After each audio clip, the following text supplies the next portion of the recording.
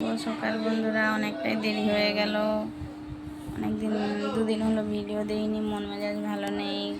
কান্নাকাটি করে দেখো চোখ টোক খুলে গেছে। সত্যি খুব কষ্ট হচ্ছে। দোকানটা আর বাঁচাতে পারলাম না, দোকানটা আমাদের ভেঙে দিল। এতদিনের ব্যবসা যদি ভেঙে দেয়, কোথায় যাবো বলো? কিছু বলার নেই তোমাদের। কোথায় দোকান হবে আবার চিন্তা। আমার থেকে তো আমার বরের বেশি টাইম। একটা ভিডিও করে দাও।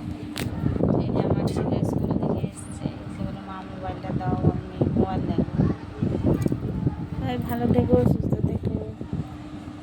এই যে রান্না হবে, এই যে ফুলকপি কেটেছি, শাক ভাজা হবে।